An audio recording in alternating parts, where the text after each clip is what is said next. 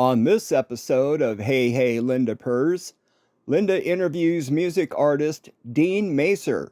Enjoy. Well, I'm really glad to be here today with Dean Mazer, and I've newly met you, and I am impressed with your music and your songwriting ability. Thank you. It's a very you're a very unique player, guitar player, Mm. and I want to share with the audience a little bit about your background on how did you become such a proficient musician and your interest in songwriting. Ah. Well, I've been playing guitar for a long time. Um, I got my first guitar when I was about 6 years old, Mm. and my dear mother, she really encouraged all of us kids in the family to play an instrument. And the main purpose was for us to be playing in church because my dad was a Methodist minister. Mm-hmm. So we played a lot in church when we were kids. And it stuck with me. I just really like the guitar. And I think one of the reasons that I have stuck with it so long is because I just love to play the guitar. It's just one of those things. That's really amazing. I mean, 6 years old, you're about as big as the guitar, or little, or Oh, yeah. bigger, or the guitar is bigger. It's bigger than me. Yeah. I still Yeah. have my first guitar, as a matter of fact. That's It's a amazing. little nylon nice strung little, Stella. nice little keepsake. It is. Yeah. It is. It is. Well, it's really nice, and I hope people take away, if anybody watches this, that to encourage your children or your grandchildren, help get them some guitar lessons or some sort of musical lessons, because it can carry you pretty far in life, and I think it fills in. You have your regular life things you have to do, but music kind of fills in all the empty holes and pulls you out, and so, like, when you write your songs, how how how do you write them, or how does that process go for you? Well, before I address that, I have to say what you just said is really key, and I think that's the thing that has kept me playing guitar so long is the fulfillment. There's nothing else Mhm. I've ever done. I've done a number of things over the years with job related and experiences and this and that and the other thing, but the guitar is the one thing that has been by far the most fulfilling. Mhm. And so um, life really, as far as like the songwriting is concerned, life is really what has kind of shaped my songwriting and just life experiences. Mhm. Write what you know about. Exactly, exactly. Fundamental rule, everybody. And because we're constantly growing as humans, at least I like to think we are, um, that shapes the music as well. Mhm.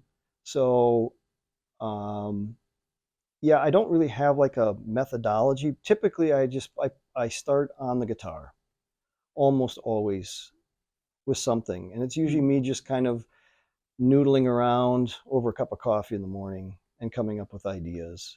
Different guitars inspire me to play different ways, Mhm. whether it's acoustic, um, electric, nylon strung, steel Yeah. string.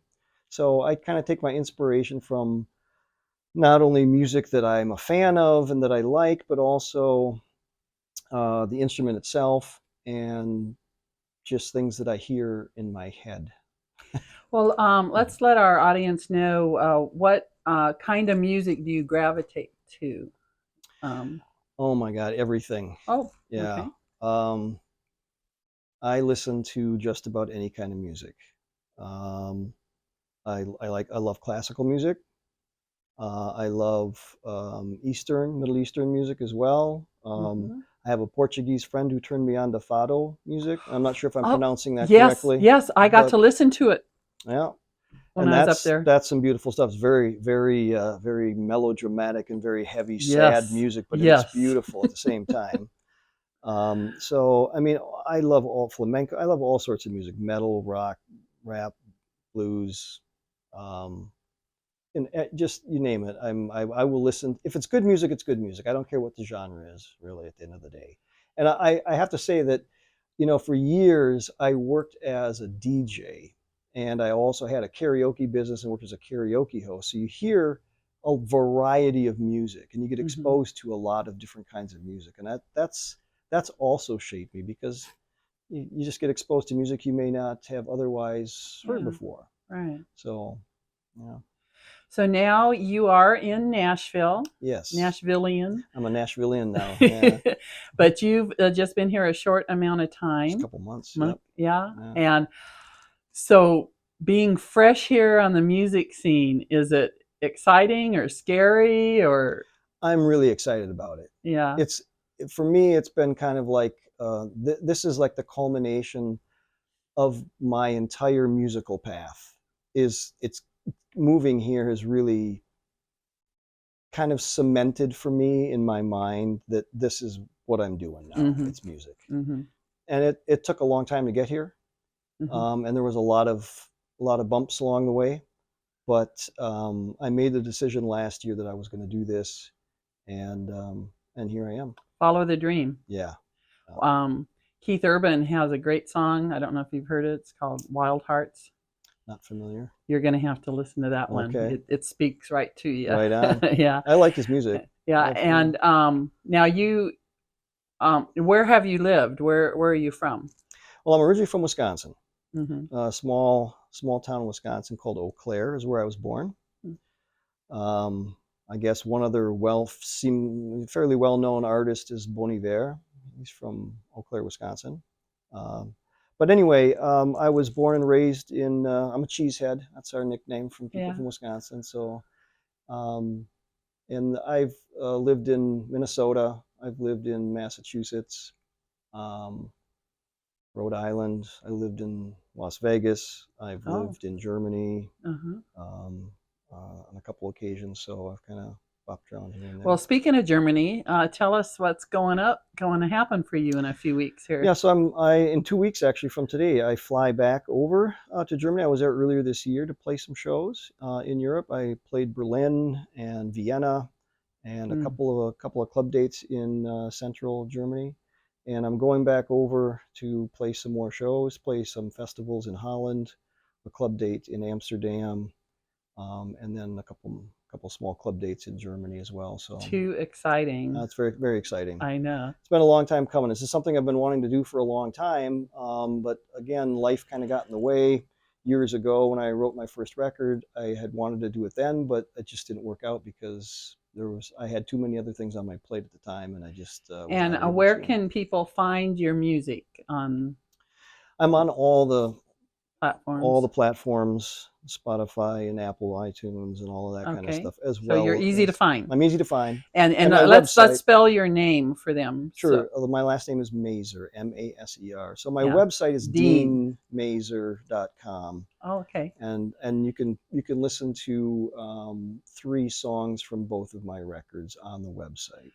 Okay. So, well, that sounds really good. I wish you the best of luck. I'm glad to have met you. I'm impressed with your styling. You're not just a guitar strummer. You have a style to your guitar. And I can, in some of the songs I've heard, I can even hear that Mideastern in there a little. Interesting. A little bit, you know.